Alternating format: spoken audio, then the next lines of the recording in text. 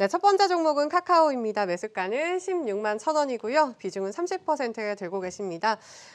급락을 했던 카카오가 반등에는 성공을 했지만 많은 분들이 지금 힘들어하실 것 같습니다. 오히려 이 급락이 매수의 기회가 될 수 있을지 이런 것도 궁금하거든요. 먼저 여쭤보도록 할게요. 일단 아직은 이제 매수의 기회라고 보기에는 좀 어렵고 일단 당분간 이게 좀 이어질 것이다 볼 수밖에 없는 게 사실 이게 좀 정치적인 이유나 이런 것들 때문에 지금 빠진 거잖아요, 지금. 미국 같은 경우도 지금 애플에 대해서 애플 또 아마존 이런 데에 대해서 계속 이제 그 플랫폼 기업에 대한 이제 규제가 이게 세계적인 좀 트렌드 이 현상입니다. 뭔가 좀 올라갈 만하면 그런 이슈가 계속 나올 거예요. 네. 앞으로 또 이게 지금 또 대선이 또 엮여 있지 않습니까? 소상공인도 굉장히 피해를 봤는데 거기에 대한 타겟을 희한하게 또 카카오가 또 얻어맞게 되는 지금 그런 구간에 좀 있거든요. 그래서 반등이 나와도 사실 카카오는 좀 기술적 반등이다. 그렇게 좀 볼 수밖에. 또 외인들도 이게 참 돈나무 언니라고 아세요? 알죠? 캐시카우. 캐시우드? 캐시우드. 캐시카우는 캐시카우. 돈소. 그러네요. 예. 아무튼 그 사람도 그분도 굉장히 이제 성장주 투자를 하고 중국에도 알리바바 텐센트 굉장히 많이 투자했다가 전량 이제 손절을 했습니다. 그러니까 우리나라 중국이랑 비교를 할 수 없죠. 사실 이거는 지금 하는 척 마는 척 하다가 이제 결국 못 합니다. 결국 못 하는데 이게 놀란 거죠. 중국 옆에 있으니까. 중국 옆에 있고 하니까 놀란 겁니다. 우리도 저렇게 되는 거 아니야?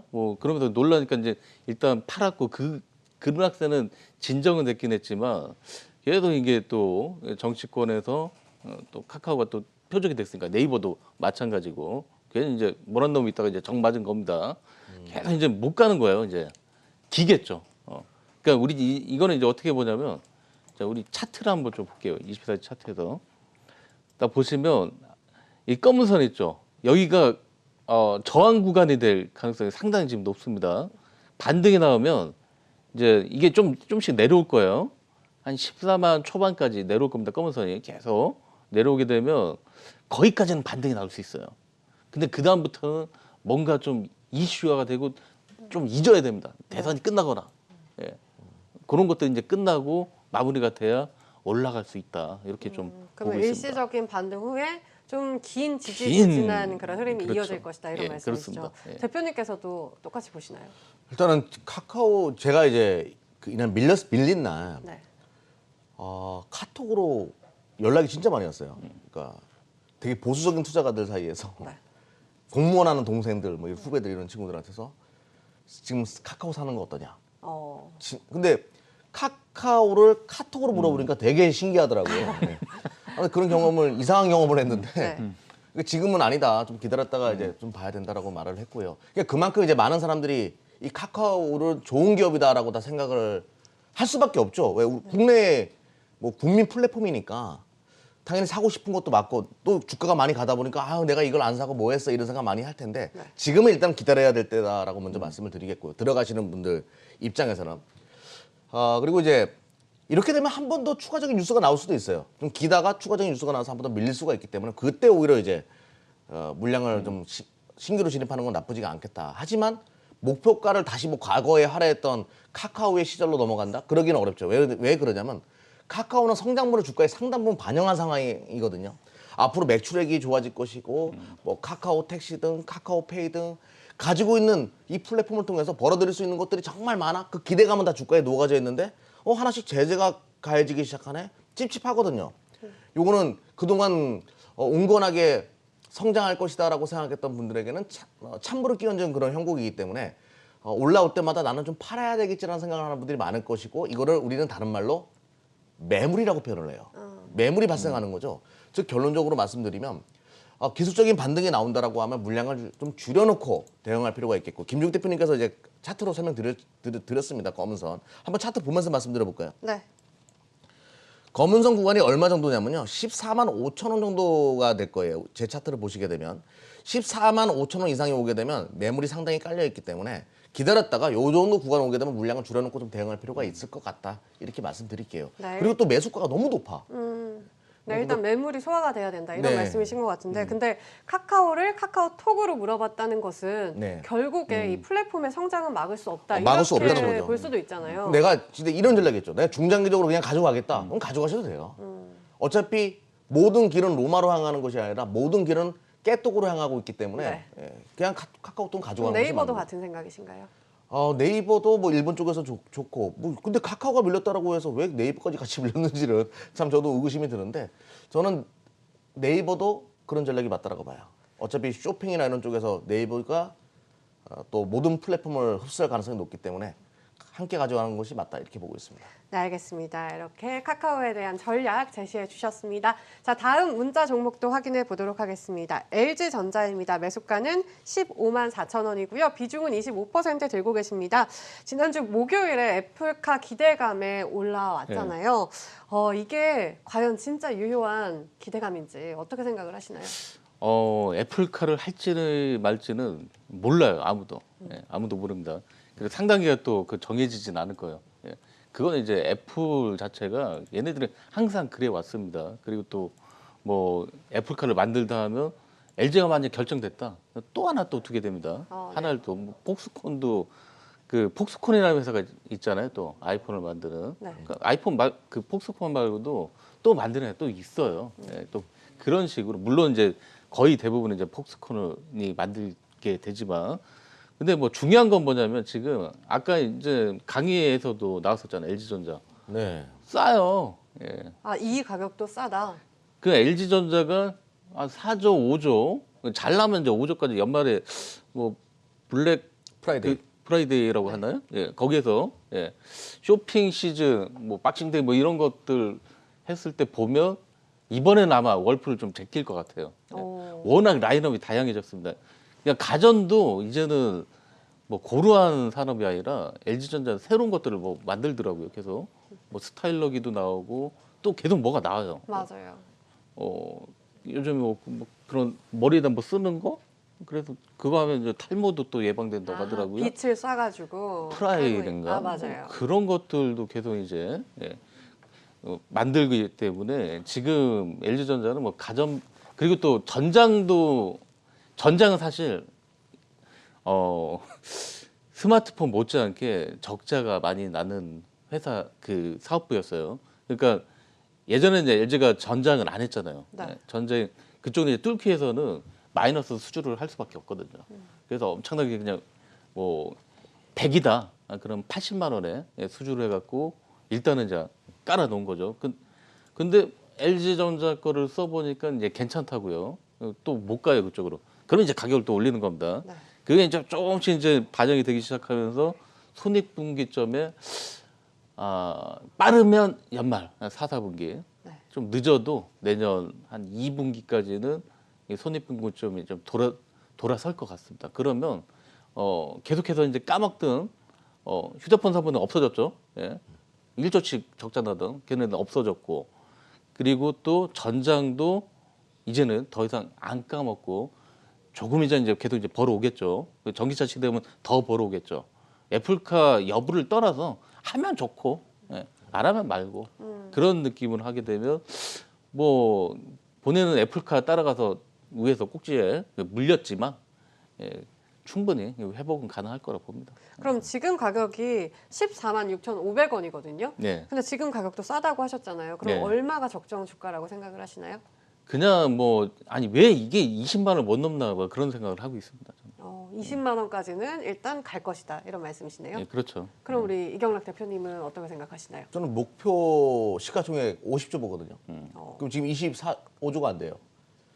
2배 본다는 23 얘기예요. 30만 원. 저 친구는 이제 뭐 30만 원 본다는 거죠. 근데 이렇게 얘기하면 사람들이 안 믿는데 정말 그렇게 봐요. 그럼 그 기간은 어느 정도 걸린다고 보시나요? 뭐 생각보다 빨리 갈 수도 있다고 생각하죠. 전장 쪽에서 좀 전에 김주 대표님께서 턴 어라운드가 예상된다라고 얘기했잖아요. 턴 어라운드 되기 시작하면 어제 전장 기업으로 봐도 되겠네. 기업의 가치는 지금 영업이 1년에 5조 원은 찍어내는 기업인데 그래 이거 멀티플 10배 주면 50조 가야 돼. 이런 분위기가 순식간에 만들어지는 거예요. 주식은 기다렸다가 판단하는 것이 아니라 어떤 현상 하나가 불꽃을 튀기게 만들어주거든요. 그런 현상이 만들어질 수가 있죠. 전장 쪽에서 매출 확대만 이루어지기 시작하면. 그렇게 보시면 될 것 같고요.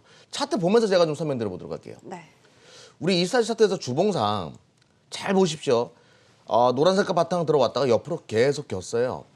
조정이 언제 끝나지 하다가 검은 선 딱 찍고 돌아서기 시작하죠. 그러면 거래량이 갑자기 증가하기 시작해요. 즉 여기서 2차 파동을 만들 가능성, 2차 파동의 시작점을 만들 가능성이 높기 때문에 지금 이 종목은 오히려 물량 추가로 대응해야지 물량을 추가하셔도 될 것 같습니다. 좀 과감하게 좀 공략을 해 보셨으면 좋겠네요. 네, 알겠습니다. LG전자 조금 더 과감한 전략도 가능할 것이다. 이렇게 말씀을 해주셨고요. 저희 세 번째 종목도 살펴보도록 하겠습니다. 대한항공입니다. 매수가는 27,300원이고요. 비중은 40% 들고 계십니다.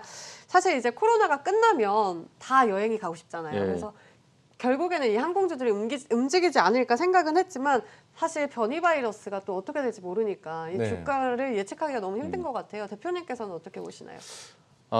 그래도 이제 대한항공이나 국적항공사 같은 경우는 노선이 이제 선진국 유럽이나 뭐 그 미국 요런 쪽은 괜찮을 것 같습니다. 왜 그러냐면 지금 동남아 쪽은 사실 아직 뭐 지금 동남아가 문제거든요. 지금 상당히 네. 거기서 이제 생산이나 뭐 이런 것들 또 관광도 굉장히 지금 아직까지는 이게 내년이나 내년 중반쯤이나 돼야 그쪽은 이제 풀릴 것 같습니다. 예. 뭐 백신 보급이 안 됐기 때문에 뭐 지금 우리도 지금 간신히 받는 와중에 그쪽은 뭐 내년 뭐 중반이야 돼야 이제 받게 되겠죠. 그렇다면 저가 항공사들은 대부분 다 동남아 쪽이에요. 일본, 동남아 이런 쪽이라고요. 일본 지금 가라면 누가 가겠습니까? 그러면 대한항공이나 뭐 아시아나항공 이런 같은 경우에는 굉장히 좀 여객도 선진국 중심으로 빠르게 풀릴 수가 있습니다. 네. 예. 그리고 또 화물 잘하고 있잖아요. 예. 화물 뭐 좌석 다 떼어놓고 그쪽으로 해갖고 전 세계도 유일하게 지금 대한항공하고 이제 아시아나항공만 적자가 안 나오고 있습니다. 이것만 해도 대박이다. 근데 이렇게 볼 이런 수가 얘기도 있죠. 있었거든요. 지금까지는 화물이 예. 지금 돈을 벌어줬는데 앞으로는 좀 아닐 것이다 이런 이야기도 있더라고요. 그런 얘기가 있었죠. 그런 네. 얘기 나오자마자 어저께 뉴스가 나왔어요. 항공 운임 화물이 뭐 또 올랐대요. 예. 어. 그런 얘기 나오는데 왜 자꾸 올라갈까요? 예. 이렇게 또 대답을 아니 왜 해드리고 그 싶네요. 예. 물류가 안 좋을 거라고 그런 뉴스가 나왔어요? 어떤 근거로? 그게 솔직히 생각이 잘 안 나는데 네. 제가 찾아보고 조금 더 이야기를 해드리도록 할게요. 그거는 네. 그 예상을 한 거죠. 이제는 풀릴 것이다. 이게 풀리게 되면 또 항공 이게 그러니까 지금 컨테이너가 굉장히 지금 적재가 됐잖아요. 네. 컨테이너가 이제 풀리면서 항공 쪽으로 괜히 쏠렸던 것들이 이제 뭐 이게 좀 그러면 해소가 되면 또 다운될 수도 있다. 뭐 그런 뭐 우려가 이제 미리 이제 반영이 됐던 건데 컨테이너 아직도 난리예요. 지금. 이게 반도체 공급 부족에 따른 그런 긴급 물량 등이 없어지면서 조금 더 화물 그쪽으로 돈을 벌지 못할 것이다 이런 자, 이야기가 나왔던 것 같아요. 지금 우리 해외 직구 네. 한번 하긴 하면 계속 하게 되잖아요. 그렇죠. 그러니까 해외 직구 맞들이기 시작하면 저도 지금 해외 직구 맞들였거든요. 이게 헬스 보충제 이런 거 있잖아요. 네, 맨날 사시잖아요. 예, 해외 직구로 많이 이제 수입해 오고 있는데 가져오고 있는데 미국 약이 잘 받아요. 그러니까 이 무슨 얘기냐면 해외 직구족들은 계속 증가할 수밖에 없고 아마존이 또 국내 시장 진출하게 되면 아마존을 통해서 그런 물류들 구입하는 사람들 많아진단 말이에요. 이 항공 물류는요 계속 성장할 수밖에 없는 산업이라고 생각하고 또 하나 저 같은 경우에는 우리가 생각을 해야 되는 게 내년에 보복적 소비 진행된다라고 하면 얼마나 많은 사람들이 해외여행을 갈까요? 인천공항 아마 마비 상태가 이루어질 텐데 그러면 대한항공 이렇게 할 겁니다. 기존 티켓이 만약에 50만 원에 팔았다라고 하면 이거 60만 원 받아야 되는데 70만 원 받아야 되겠는데 운임 가격이 올라갈 수밖에 없는 구조이기 때문에 본격적인 보복적 소비가 이루어지게 되면 사상 최대 영업이익을 찍을 거라고 생각하고요. 그렇게 되면 이제 시가총액 지금 한 10조 원 정도 되는데 이것도 굉장히 싸다라는 생각이 들어요. 한 영업이익 2조 원 정도까지도 계산해 볼 필요가 있을 것 같거든요. 그러면 이제 멀티플 10배만 주어진다라고 하더라도 20조까지는 갈 수 있다는 분위기가 또 만들어질 수가 있기 때문에 지금 구간에서 뭐 유상증자로 인해 가지고 시가총액이 좀 비싸진 건 사실인데 충분히 가져가 볼 만하다라고 말씀드리면서 좀 목표 그 수익을 한 50% 이상은 좀 잡아놓고 접근해도 좋겠다 이렇게 말씀드릴게요. 네, 반도체 공급 부족 긴급 배송 물량이 줄어들어도 그래도 화물은 잘 될 것이고 그리고 이제 사람이 다니기 시작하니까 중요한 건 사람이잖아요. 예. 네, 그리고 사람들도 이제 나르기 시작하면서 대한항공은 더 좋아질 것이다. 이렇게 말씀을 해주셨습니다. 자, 이렇게 문자로 들어온 종목들 확인을 해봤고요. 자, 이번에는 전화로 들어온 상담 이어가 보도록 하겠습니다. 연결이 되어 있다고 합니다. 네, 안녕하세요. 예, 안녕하세요. 네, 안녕하세요. 반갑습니다. 오늘 어떤 종목 때문에 전화 주셨나요? 저 일진 머티리얼즈요. 네, 일진 머티리얼즈 들고 계시고요. 매수가하고 비중도 알려주세요. 65,000원에 30%요. 네, 65,000원에 30% 들고 계십니다. 현재 76,900원인데요. 어떤 점이 가장 궁금하신가요? 더 목표가하고 향후 전망이 궁금해서 전화드렸거든요. 네, 바로 여쭤보도록 하겠습니다. 네. 그래도 지금 좀 수익 중이세요. 네. 그런데 어느 정도까지 봐야 좀 수익을 극대화시킬 수 있을까요? 아마 이런 생각이실 거예요. 수익 중이긴 한데 네. 다른 뭐 양극재나 뭐 이런 것들을 비하면 그냥 못 갔거든요, 사실. 뭐 이게 지금 그쪽을 좀 오래 또 투자를 한 건데 그 당시에 뭐 양극재 뭐 대표 에코프로비엠이나 뭐 다른 것들 뭐 첨보나 이런 것들은 뭐 그 당시에 비하면 100%, 한 150% 이렇게 올랐는데 이거는 딸랑 해봤자 얼마 전에 뭐 좀 올라가다가 그것도 내려갔고 지금 매수가에서 뭐 한 15%? 뭐 지금 그 정도 이득인 거죠. 네. 그러니까 좀 답답하실 텐데 근데 이게 지금 동박이잖아요. 동박의 타이밍이 분명히 좀 있어요. 또 타이밍이 있고 동박 대장은 사실 또 SKC입니다. 최근 이제 SKC를 보게 되면 다시 또 상승세로 돌려서 전고점을 뚫으려고 하는 그런 움직임이 보이고 있습니다. 동박 쪽이 지금 사실 뭐 이익률은 굉장히 좋습니다. 근데 그 증설 속도나 이런 것들이 이제 막 증설해서 이제 반영되는 데가 시간이 조금 걸리거든요. 그런 부분들 때문에 그 시차가 있기 때문에 아직 이쪽으로 좀 딴 거 먼저 보낸 다음에 이게 좀 오지는 않았다.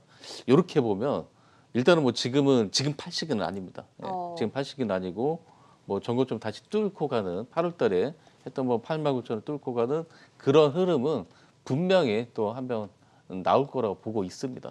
그러면 슬로우 스타터 종목이다. 이렇게 말할 수 있겠네요. 뭐 그렇게 볼 수 있겠죠. 네, 조금 더 기다려보자 말씀해 예. 주셨는데 같은 생각이신가요? 아니요, 저는 달라요. 어. 뭐 저는 주식은 대장해야죠. 네. 동박의 대장은 SKC거든요. SKC가 또 가장 공격적으로 진행하고 있고 우리 저번에도 SKC 가져가라고 여기서 종목 상담한 적이 있었는데 맞아요, 그렇죠. 맞아요. 일진 머티리얼즈 절반 덜어가지고 SKC 함께 가져가요. 15% 가져가면 되잖아요. 반반. 예, 좋네. 반반. 이것도 양념만 후라이드 반으로. 누가 이길지 모르면 애매하면 반반이에요. 나는 짬뽕, 당신은 짜장. 이렇게 그렇게 하시는 것이 좋을 것 같습니다. 짬짜면처럼. 네, 알겠습니다. 이렇게 반반으로 들고 가는 전략까지 세워주셨습니다. 참고해 보시길 바라고요. 저희 두 번째 전화 연결도 바로 해보도록 할게요. 안녕하세요. 네, 안녕하세요. 네, 반갑습니다. 오늘 어떤 종목 네. 때문에 전화 주셨나요? DI 동률요. DI 동일 가지고 계시고요. 매수가하고 네. 비중도 알려주세요.